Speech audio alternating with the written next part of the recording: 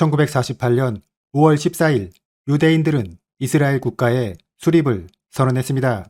그들은 지난 2000년 동안 나라 없는 민족으로 살아오며 온갖 박해를 받아왔는데 이제는 그들만의 나라를 갖게 되면서 전 세계에 살고 있던 유대인들은 크게 기뻐했습니다. 하지만 이러한 이스라엘의 건국은 이 땅에 살고 있던 아랍인들과 주변 국가들에게 큰 재앙으로 여겨졌습니다. 그들 입장에서는 2000년 동안 살아온 삶의 터전을 적대적인 이민족에게 빼앗기게 되었기 때문입니다. 따라서 그들은 이미 오래 전부터 아랍 국가들의 연맹을 구성했으며 이스라엘이 건국을 선언하는 순간 전면적인 공격을 실시하기로 결의했습니다. 그들의 전쟁 계획은 레바논과 시리아가 북쪽에서 남하하고 이집트가 남쪽에서 북쪽으로 공격해 조공으로서 이스라엘군을 고착시키며 주력 부대인 요르단과 이라크군이 서쪽으로 진격해 이스라엘의 국토를 절단한 후 각계 격파하는 것이었습니다. 그럼 이집트의 상황에 대해 알아보겠습니다. 이집트군은 자신들의 작전 지역에 2개의 여단을 투입했는데 한 개의 여단은 해안 도로를 따라 진격해 텔아비브를 점령하는 것이 목표이고 나머지 여단은 네게브 사막을 통과해 예루살렘으로 향하는 것이었습니다. 하지만 그들의 작전은 처음부터 제대로 수행되지 않았습니다. 진격로 상에는 다수의 유대인 마을이 있었는데 그곳을 통과하는 과정에서 주민들의 예상치 못한 공격을 받게 되었던 것입니다. 특히 니림이라는 작은 마을은 저항이 유독 거셌습니다. 이집트군은 그곳에 야포 공격을 실시한 후 4대의 전차와 장갑차 그리고 다수의 보병을 투입했는데 갑자기 마을에서 집중 사격이 실시되었습니다. 당황한 병사들은 진격을 멈추고 이곳저곳으로 흩어지기 시작했는데 장교들이 고함을 지르며 병력을 재집결시키려 했지만 한번 무너진 진영은 쉽게 회복되지 않았습니다. 사실 니림의 병력과 무기는 보잘것없는 것이었습니다. 그들이 보유하고 있던 무기는 소총 17정과 기관총 5정이 전부였으며 성인 남성의 숫자가 부족해 여성도 직접 총을 들고 사격을 실시했습니다. 그리고 자체적으로 사제 폭탄을 제조해 이집트군의 전차를 상대로 대전차 무기로 사용했습니다. 유대인들의 강력한 저항으로 마을을 점령하는 것이 어렵게 되었다고 판단한 이집트군은 결국 그곳을 우회해 그냥 통과하는 결정을 내려야만 했습니다.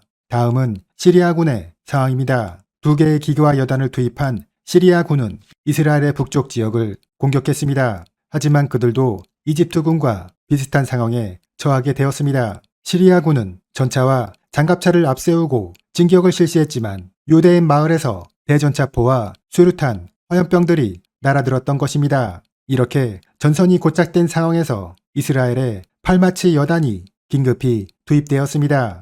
그들은 단 2문의 야포를 이용해 저지 사격을 실시했으며 소수의 항공기들이 날아와 시리아군을 향해 기총 사격을 가하는 등 큰 활약을 펼쳤습니다. 마지막으로 요르단군의 상황입니다.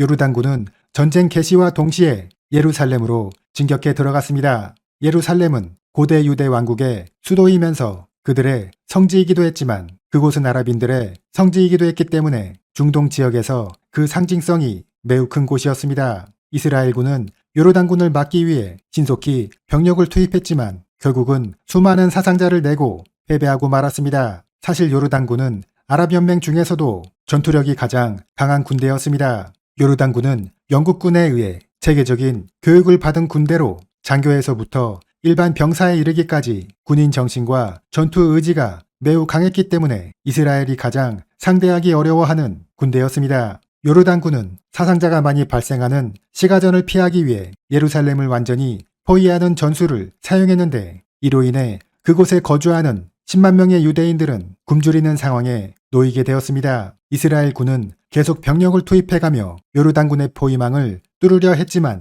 번번이 실패하고 말았습니다. 결국 이스라엘 지휘부가 선택했던 방법은 예루살렘으로 향하는 우회 도로를 건설하는 것이었습니다. 만일 우회 도로를 건설할 수만 있다면 요르단군의 포위망을 뚫고 유대인들에게 보급품을 전달할 수 있기 때문입니다. 이렇게 이스라엘군은 중장비를 동원해 약 5km의 도로를 건설하게 되는데 그곳은 바위산으로 이루어진 지역이어서 공사가 쉽지 않았습니다. 또한 요르단군은 공사 지역에 야포 사격을 실시해 작업을 하는 이스라엘군을 방해했습니다. 하지만 이러한 어려움에도 불구하고 이스라엘군은 우회도로 건설에 성공했으며 이로써 굶주린 예루살렘의 유대인들에게 보급품을 전달할 수 있었습니다. 전후 이스라엘은 이 도로를 버마 도로라고 불렀는데 이것은 2차 대전 당시 미국이 중국으로의 보급로를 확보하기 위해 버마의 산악지대에 도로를 건설했던 것에서 유래된 것입니다. 이렇게 팔레스타인 지역에서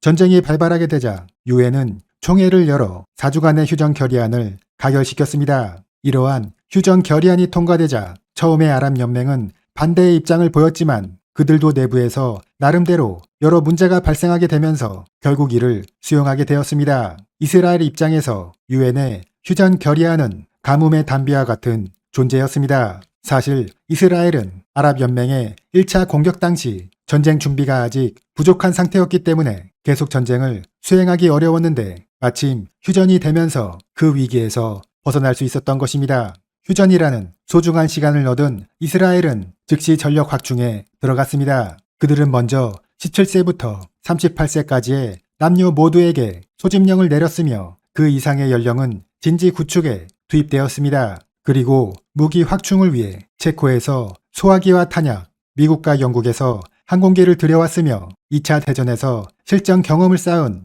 조종사들을 영입했습니다. 또한 여러 무장 단체들을 하나로 통합해 이스라엘 국방군을 창설했으며 이를 통해 육해 공군의 상군 체계가 확립되었습니다. 1948년 7월 8일 휴전기간이 끝나게 되자 다시 전투가 재개되었는데 이때부터 전황은 정반대의 상황으로 전개되었습니다. 4주의 휴전기간 동안 전력을 확충한 이스라엘이 이번에는 공세의 입장에 서게 된 것입니다. 그들은 10일간의 짧은 시간 동안 시리아와 이집트, 이라크의 주력 부대를 괴멸시켰으며 요르단군에 포위된 예루살렘의 신시가지를 탈환해 유대인들을 해방시켰습니다. 이스라엘군은 이 기세를 몰아 예루살렘의 구시가지까지 점령하려 했지만 요르단군의 완강한 저항으로 성공시키지는 못했습니다. 이렇게 전투가 다시 치열해지자 유엔은 다시 한번 휴전 결의안을 가결시켰습니다. 이 휴전 명령에 대해 이번에는 이스라엘이 반대하고 나섰습니다. 공세를 취하고 있는 이스라엘 입장에서 유엔의 방해로 더 이상 영토를 확장하는 일을 중단해야 했기 때문입니다. 하지만 미국이 주도하는 유엔은 만일 휴전 명령에 따르지 않는다면 여러 가지 경제 제재를 가할 것이라고 선언해 이스라엘은 이를 따를 수밖에 없었습니다. 2차 휴전 기간 중 이스라엘은 또다시 전력 증강에 나섰습니다. 이번에 그들은 병력 확보 방안으로 대량 이민을 계획하게 되는데 그것은 유럽에 거주하고 있는 유대인 60만 명을 이스라엘로 이주시키는 것이었습니다. 이러한 이민자들 중에는 2차 대전 당시 조종사와 선원, 포병 등 전문 훈련을 받은 이들이 다수 포함되어 있었습니다.